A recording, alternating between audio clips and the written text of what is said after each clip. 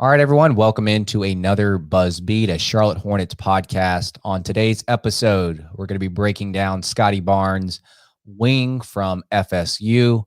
Before we dive into this episode, I want to give you guys a heads up of some of the content that has already come your way. 2 days ago, we released an episode on Keon Johnson. Today, you can check your podcast feeds for an Isaiah Jackson podcast. On Monday, July 5th, check your feeds for a Trey Mann podcast. Just a lot coming your way. It's hard to keep up with. If you check our Twitter at BuzzBeat Pod, there's also a tweet out there that kind of outlines what came out when and who it is available to. So we're going to jump into this. We want to give you guys a bite-sized profile, and we're going to spend some time talking about Scottie Barnes, his strengths, his weaknesses, and his potential fit with a Hornets roster here. And we're going to try to keep it between 15 to 25 minutes. We just want to hit the high points. Now, if he does fall to Charlotte, I think Brian and I can both agree that we would snag him up in a heartbeat, right? Yes, 100%. Unfortunately, I do think, I was saying this to Richie before we recorded, I don't know, at some point in the last few weeks, I think we crossed the threshold where it's like, yeah, Scottie ain't going to be there. Scottie's like more likely to be like gone by like 7 than he is to be available at 11, you know? Yeah. So I'll start off by talking about him as a statistical profile and just some of these numbers thrown your way. He is 19 years old, a freshman at FSU. He averaged 10.3 points, 4 rebounds, 4.1 assists, and 1.5 steals per game. Some of his shooting numbers, 56.1% on 2-pointers, 27.5% on 3-pointers, and a true shooting percentage of 54.8. Now, you look at this guy athletically, he just looks like an NBA player. Like, it doesn't take very long for you to watch this guy, and he just looks physically built, 6'9", 225, a modern NBA player when you just look at his frame. I think it was reported that he had a 7'2" wingspan, and that's exactly what you want out of an NBA player, especially somebody that plays, at the 3/4 in the NBA. It's funny. I made this comparison. To me, the look and the way that he plays, I kind of equate this guy to a playmaking OG Anunoby. Like that's just kind of what I see out of him. He can really run the pick and roll. He can read backline defenses. His lob passes have the right amount of touch on them. His best pass may be the one where he's coming off a pick and roll and he finds a weak side shooter cross court. And he basically can make all the passes, really, is kind of what I'm getting at. And I think with opponents probably loading up on him as he tries to get into the paint, there are going to be opportunities for him to find shooters. He himself is not a shooter as of now, but he has the ability to find shooters. He can make the right read, the simple read, but he can also make a pass that seemingly is a little bit more advanced. In transition, Brian, like these long strides. It doesn't take him long to get from midcourt to the hoop. He eats ground, man. He eats, just chews it up. It's wild. It's like Giannis, right? Like he can just take a couple steps and he can get into the paint. He has that length, like I just mentioned, 7'2" wingspan to finish over defenders. And I guess it's not just transition. It's in the half court as well. Like he finished close to 70% of his shots at the rim. Now, I talk all about this offensively, but clearly defensively is where we probably need to highlight him the most. He's basically he's a menace on ball. He'll pick you up half court, full court, physically imposing. I think he could be a little bit quicker, but he's got some good side-to-side movement. I mean, he's active. He's got the length to contest. His whole mentality, too. Like, it's going to take him a far way on the defensive side of the court. In a couple of years, it really wouldn't surprise me, Brian, to hear his name as one of the better point of attack defenders in the NBA. Yeah, I mean, Scottie Barnes has star potential. He really does. And I do want to just point out, I believe it was a year ago, probably a little less than a year ago on this pod, we all compared Patrick Williams, another Florida State one and done 6-man to OG. But Scottie is a guy that's been on my radar for a couple of years now. Covered him at FSU, had the pleasure of covering him at Florida State, but saw him at Montverde Academy playing with Cade Cunningham, Moses Moody, Day'Ron Sharp, Caleb Houston. There could be 3 first-round picks in the draft, plus Caleb Houghton's probably going to be a lottery pick in 2022. And even before that, saw him play on the 2019 USA Men's U19 World Cup team, which is like one of the greatest youth teams that's probably ever been assembled in international basketball. Let's listen to this roster. Scottie Barnes, Cade Cunningham, Jalen Green, Tyrese Halliburton, Kyra Lewis, Evan Mobley, Jeremiah Robinson Earl could go in the first round this year, Jalen Suggs, and Zaire Williams, just to name a few guys on that roster. Not too bad, no surprise. They went undefeated and won the gold medal. You just listed your big board, right? It is crazy the talent that was on that roster. And I didn't even mention, like Reggie Perry, like he plays for the Nets in the NBA now. He was on that team too. But Barnes had a good combine, right? He measured 6'8" in shoes, 225 pounds, nearly 7'3" wingspan, which was the 6th best number at the combine behind Kada, JT Thor, Jericho Sims, Isaiah Mobley, the elder Mobley brother, and Charles Bassey. So all 4 and 5s, right? Those are the only guys ahead of Scottie Barnes. Standing reach of 9 feet, also the 6th best number at the combine last week. With Scottie Barnes, like just quick 10,000 foot view of his game. It's predicated on passing, high level feel, advanced communication, and also like vibes. Like he's very clearly like a team first player. He had no issues coming off the bench at FSU, which probably does have some of the best culture in terms of like, power programs, certainly in the ACC, but probably all of college basketball. And if you're watching Terrace Mann in the playoffs with the Clippers, you hear people talk about it like it's a feather in his cap. Like, you draft these guys from FSU. They played for Leonard Hamilton. They played for Stan Jones. They're going to be tough. They're going to be team-oriented. And so far, that's true. And you look at some of the recent success stories, Patrick Williams, Devin Vassell, Terrence Mann, Trent Forrest, Jonathan Isaac, Dwayne Bacon, like Mafiondo Kabengele. I mean, it hasn't really worked out for him yet in the NBA, but first-round pick. I thought FSU was a football school, man. Not anymore, man.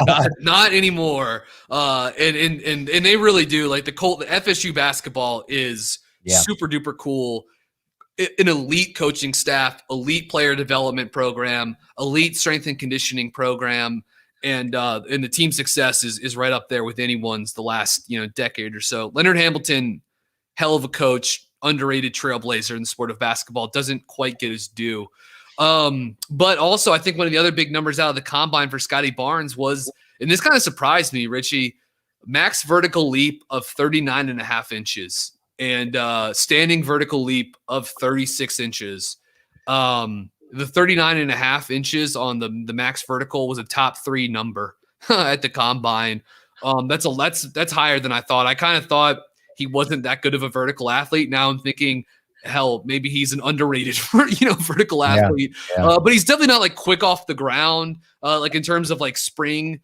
And doesn't have like a super quick, twitchy first step with the basketball. You mentioned his lateral skills on the basketball, like very smooth, very, very good. That's obviously, this is like a big area where his length, obviously, like he really weaponizes it on both sides of the ball, but certainly it shows up with his on ball point of attack defense. And in FSU's, 1-5 switch scheme, he was the de facto point guard for this team. And so he was matched up with a lot of like elite creators that are smaller and quick. And I thought he, for the most part, held his own. Now, there were definitely some times this year where maybe it was like a focus thing or whatever, but just, he wouldn't be in a stance. He'd be a little stiff and upright. Guys would throw a crossover dribble, reject a screen and get downhill. Trey Mann got him a couple of times. Jose Alvarado got him sort of before he like figured out Alvarado eventually later in one of the 3 games that Tech and FSU played against one another. But good anticipation skills, good fundamentals, like knows how to play and guard within a system to push guys towards help, good body control. Just like a very good athlete, even if like it, maybe a little stiff in the hips and not like the quickest guy off the ground. But that really, really does show up in his on the ball defense. And I think he has a chance to be a very good on the ball defender. His size, his strength, and the length, and just like his acumen on the defensive end is very impressive. Yeah, I think that's the thing that sticks out the most to me is that defensive side of the court. And we've mentioned this a lot. Charlotte needs help on that end, and especially someone that can pick up a point guard at half court. And I keep saying half court. He's really picking up, 2/3, 3/4 court and just really be a menace. It kind of reminds me of that play that Beverly had on Booker at midcourt the other night, where Booker basically caught it at midcourt with like 6 seconds left on the shot clock. And Beverly almost forced a shot clock violation just by keeping them at that midcourt area. Yeah. So overall, defensively, I don't think there's too many concerns there. And I think if Charlotte was lucky to have this guy sitting at 11, there would be no question that you would draft this guy in a heartbeat. And he's got the reps switching 1 through 5. Like FSU does that 99% of the time, and he can do that. He did some good stuff switching. Like we talked about some of the good stuff he did against lead ball handlers in college. He battled in the post, and obviously he's got the size to front in battle with college centers. But that's something you'll see in the NBA. Like he can switch, he can guard basically every position on the court. Like because he is because he can be like an elite one-on-one defender, but he's got the length to really battle with a bunch of different position types. Good team defender. If he does anything, maybe he overhelps a little bit. But we even talked about that with Devin Vassell last year, right? That part of that is like FSU's scheme, which is defense on crack. Like it's like switch 1 through 5, guard 94 feet. They fly. The way they deny passing lanes, like their half court defense looks nuts because guys are just like way off their dudes in the passing lane. And they're looking to fly around and make plays, and it works. Scottie Barnes too, 3.5% steal rate to go along with damn near 32% assist rate, 25% usage. 56% on twos. He just had a hell of a freshman season. And I didn't even finish this thought bubble earlier, but we saw at the combine, Raekwon Gray, who was his teammate for a season at FSU, and is a guy that I really like as a second round prospect. When Raekwon Gray was going through drills and some agility stuff at the combine, you could see Scottie Barnes there, man, just pulling for him, cheering his old teammate. And like that fits with literally everything else that you saw with him playing with Cade Cunningham at Montverde, playing with those guys on Team USA, playing this year at FSU. Like he is a team first, good vibes guy. Not that maybe that doesn't matter that much, or doesn't have to factor into your equation that much, but I don't know, man. It's an intangible benefit of Scottie Barnes too. One thing that's always struck me as odd with Scottie, and because he's such a good point of attack defender, because like you mentioned, he's a team first guy, because he kind of has that competitive spirit to him where he wants to do well for himself. He wants to do well for the team. I always found it odd that he was not a great rebounder. Like if he's not in position to rebound, just some of the clips that I've seen, like he won't go out of his way to fight for that spot. And that just, 4 rebounds a game, that just kind of worries me a little bit with some of his stature, and some of them, he should be able to body guys off the block. And a guy that has that dog mentality, that competitive mentality, you would think he would be he would want to be one of those guys down low in the block, pushing people out of the paint and trying to go up for rebounds. So defensively, like that's the one thing that I noted where I'm just like, it just strikes me as odd more than anything. What I will say, and this doesn't explain everything away necessarily, but we were just talking about Florida State's defensive scheme, right? Since they went all in on being like a 1-5 switch team the last 2 seasons, they have unsurprisingly not been a very good defensive rebounding team, like as a whole. So I don't know how much that's correlated with Scottie, but how this is. Like if you switch 1 through 5, you're going to end up on some bad matchups, right? And so you're everything else FSU does very well defensively. Like they give up some open threes because of the overplays and the overhelp. And they're not great on the defensive glass, but man, they make everything else just a living hell for an opposing offense. I really think here we should probably focus on some of the offense with Scottie Barnes. And at this point, we've touched on the shooting very briefly, but Yeah. I think it's so cliched and tired, I think, to say these things like, oh, you got to sound real smart saying, shooting is going to be a swing piece for for a prospect. Wow, really great analysis. But I do think with someone like Barnes, like it's as much as like a swing skill for any other prospect in the draft. 27% on threes, only 40 attempts, only 62% from the line. 39% on long twos, but some of those are these little like flip shots in the paint too. But the rim finishing was great. 90 of his 195 field goal attempts came around the rim, 69% on those looks, 77% unassisted. There's a reason why Scottie Barnes had 55% true shooting percentage. With the shot, has a pretty high release, obviously, with that wingspan, pretty flat shot. Richie, you and I were texting about that the other day. Mm-hmm. But for the most part, I think the mechanics are mostly fine and consistent. Like he shoots on the, on the way up of his jump. So maybe not a ton of versatility. And if he's in a role player type role next season, the lack of a jumper maybe could make it hard for him to be like a real sort of like overall net positive on the offense. But that's not guaranteed either. Like his ability to pass and be a connector are intriguing, and they're gonna have real impact for any offense that you throw this guy into, whether he's like playing on the basketball or you're trying to ram him into a second side off ball role or whatever. But like what really unlocks Scottie, along with his size, let me just start back over here. Super smart player, great feel, great vision. And it's that vision along with the size, which certainly like helps the vision. That's what makes him a special passer.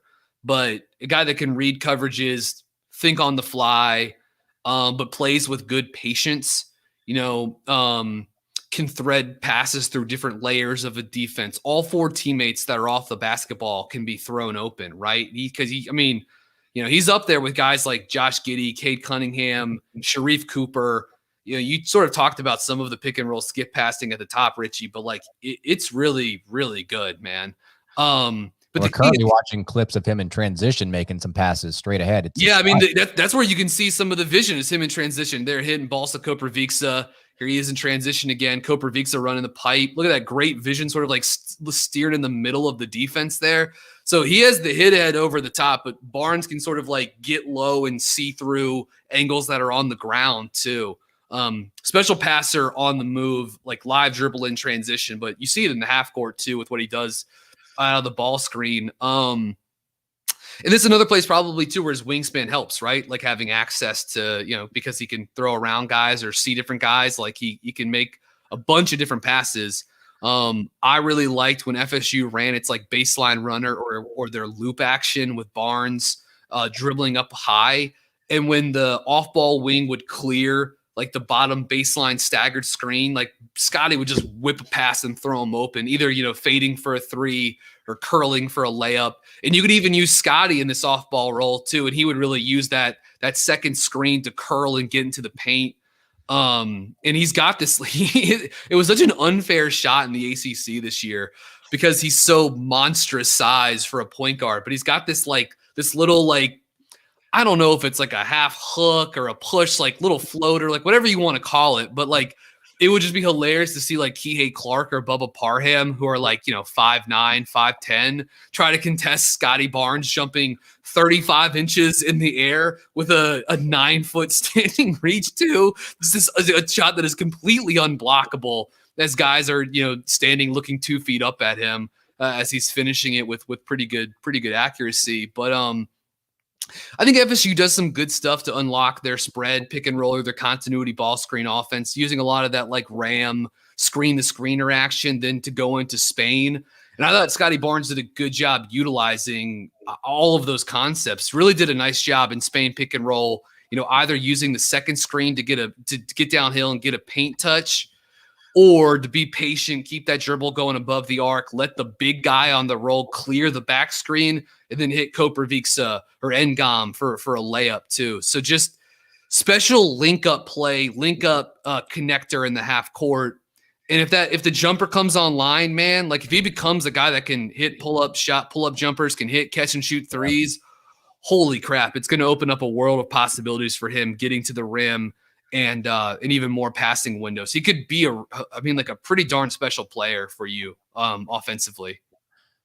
Yeah, I don't know if you can speak to this, but as that Spain action, I'm assuming he was never the second screener that popped out to the top of the key. He actually did it.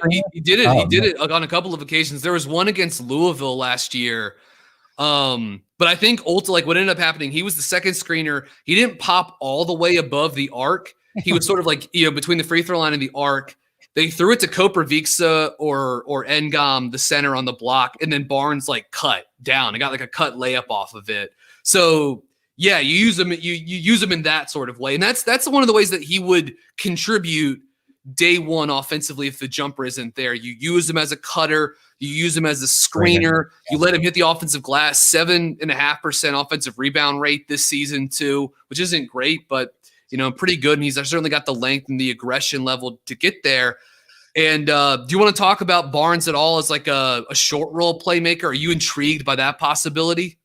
I haven't seen enough to know, but I figure that he's that type of guy. I think with a guy that struggles offensively shooting the ball from range, a guy that might lack some touch in the mid-range, there are things that he's going to have to take advantage of. Now, obviously, offensively, he's not a zero because he's a great playmaker out of the pick and roll, but he strikes me as a guy that would be perfect as a screener and then perfect as a short roll guy because he can play make. He can make all the reads, make all the passes. He's a guy that I think, if you're not going to use him to stretch the court, which doesn't really make a whole lot of sense right now because some of the shots, kind of like Keon Johnson, like I was mentioning on a previous episode, just really missed the mark by a good margin, short and long and all the above. The Keon misses were hilarious this year, man. They really were. But yeah, it might not be to that extent, but he does miss the mark a little bit here on some of his shots. Yeah. I've not seen enough of Florida State this year to know how often he was used in the short roll, but he strikes me as a guy that can play make. Yeah. And win in that, in that action. So yeah. No, you're right on all accounts. Unfortunately, he was not used very much. I mean, they really made him play point guard this season at Florida State, which like you were like, I don't know if this is his actual position. Like he's probably more of a 4, a 3.5 type guy. If you're like, I think a Kyle Anderson type is like one outcome for him, but he's got more upside than that. But sort of like a big forward that you can use to help connect and string together actions. We even saw Nick Batum had some success doing this as like a tall playmaker with the Hornets and with Portland and now with the Clippers too. But specific to like the short roll stuff, unfortunately, just because of his offensive role, you never saw it that much. Mm-hmm. But I do think because you saw the post passing, because you saw the cutting, the cut passing, the quick decision making, the recognition skills that he very clearly has, and because he has the length and because he is a good rim finisher, it's like even if you didn't see him specifically, organize a short roll pass or something like that, and I even touched on the little one-handed runner floater that he has too. That's a short roll type finish, right? Like you trap, you catch the ball in the lane before you get to the shot blocker at the rim. You loft that thing up, and you can even threaten with that. Then when the 5 comes up, then you can use that to lob to the guy at the dunker spot. So just like it's not a stretch to say like that's something he should really be able to do and probably be pretty good at it. There are somewhere in Hornets fantasy land, there's like a LaMelo. LaMelo, Scottie Barnes, pick and roll, short roll combination, but it would be, Scottie Barnes and LaMelo playing together would be wild, would be absolutely wild because you got two guys that can really pass with a lot of size and that really see the court. And it would be fun they're like Scottie Barnes not going to be there at 11. Let's be real. But it would be super super fun to watch Scottie and LaMelo be on the same offense. Yeah, the past couple of episodes, we've kind of ended with a fit with Charlotte. And sometimes it's hard to imagine a fit with Charlotte for a guy that I really think you can make the argument that he's the 5th or 6th best prospect in this year's draft. I know that Cade, Mobley, and both of the Jalen's are kind of secured in that top 4, but then 5, 6, 7 is kind of where it's up in the air. I think some of his blemishes offensively maybe make people a little bit hesitant, but I think if you use him in the right way, he's going to be very impactful on both ends of the court, even though right now offensively his game is kind of rooted in that playmaking, straight line drives type of area. But I do think, or I hope that, the people that evaluate him will trust that you can find a different or more variety in his role, and hopefully he develops some kind of touch with his shot.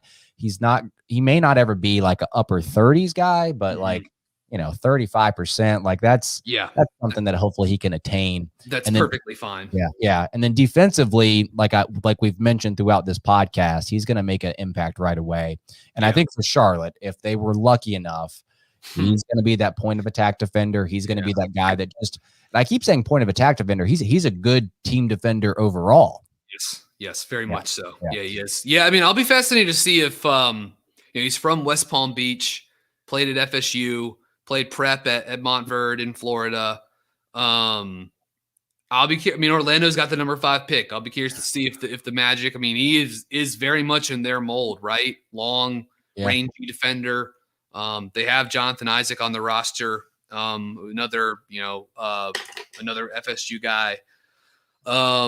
And yeah, I mean, Jonathan Kuminga struggles with his jumper too, but like Scottie Barnes has got much better like paint finishing than Kuminga at this point. Better touch, probably. So, or certainly better touch than Kuminga. That's like a sort of another one of the red flags he has at 5. I mean, I'll be curious to see. I'm not like out on Kuminga, but I do think I like Scottie a little more than Kuminga actually. So.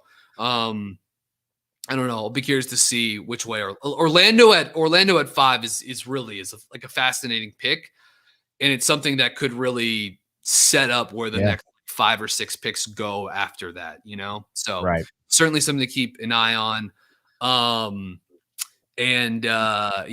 Love Barnes. Would love him in Charlotte, but unfortunately, I think that ship has sailed and it's on to evaluating some of these other guys that we've already touched on in some other recent episodes. Yes, and I'm on the big board right now on the Ringer. Kevin O'Connor has Scottie Barnes at 11. I just think that's way too low for him. But if all things were planning out on Kevin O'Connor's board here, he would be available at 11. I guess big boards and mock drafts are a little bit different. But regardless, I think 11 is way too low for Scottie. So I hope you guys enjoyed the episode. And for Brian, I am Richie. We will see you guys next time.